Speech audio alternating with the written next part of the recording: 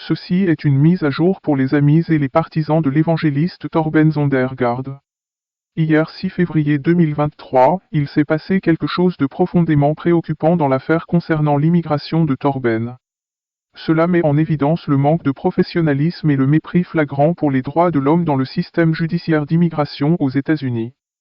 Pour ceux d'entre nous qui ont une vision chrétienne du monde, ce que nous allons partager ne fait que confirmer que le combat de Torben pour la justice est en grande partie une bataille spirituelle.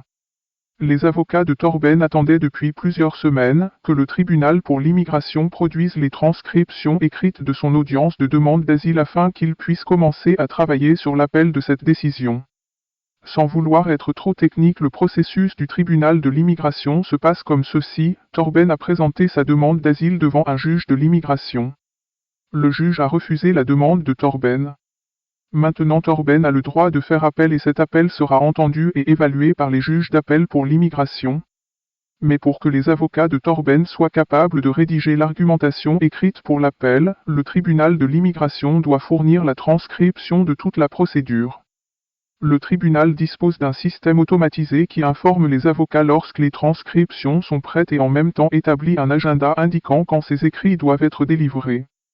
Les avocats de Torben attendent cela depuis tout début janvier 2023, et le tribunal a pris beaucoup plus de temps que d'habitude pour produire ces transcriptions, mais les avocats ne soupçonnaient rien de malveillant parce que ce même tribunal de l'immigration produisait régulièrement des transcriptions et les notifiait sur bien d'autres cas. Hier, le bureau du procureur a reçu un document du tribunal, apparemment sorti de nulle part, appelé « Résumé des décisions du juge de l'immigration ». C'est un document qui a été envoyé par le contrôle de l'immigration et des douanes, et dit que Torben ne devrait pas recevoir l'asile. Essentiellement, il dit que l'avocat du contrôle de l'immigration et des douanes ne va pas remplir de formulaire dans le cadre de l'appel. Mais considérant la procédure, ce document ne peut pas être généré avant la remise des transcriptions. L'avocat de Torben a immédiatement contacté le tribunal de l'immigration qui l'a informé que les transcriptions ont été mises dans le système, il y a plus d'un mois, le 9 janvier. Et que le tribunal avait fixé une date limite pour la remise du mémoire, le 9 février, ne laissant que 3 jours pour préparer le mémoire d'appel pour le tribunal. C'est une énorme irrégularité que de ne pas avoir averti les avocats de Torben spécifiquement sur son affaire, tandis qu'il les notifiait sur d'autres affaires en cours, c'est inacceptable. Si l'avocat de Torben ne l'avait pas découvert, la date limite du 9 février aurait été dépassée. Veuillez continuer de prier pour la protection de Torben et pour son équipe de défense, pour que justice soit faite et pour que la vérité triomphe. Torben aurait été désapprouvé par défaut de procédure et expulsé, et embarqué pour le Danemark sur le prochain vol. Les avocats de Torben ont immédiatement préparé une motion pour demander une prolongation, et simultanément ils ont contacté l'avocat du contrôle de l'immigration et des douanes, ont expliqué la situation et demandé de ne pas s'opposer à cette motion.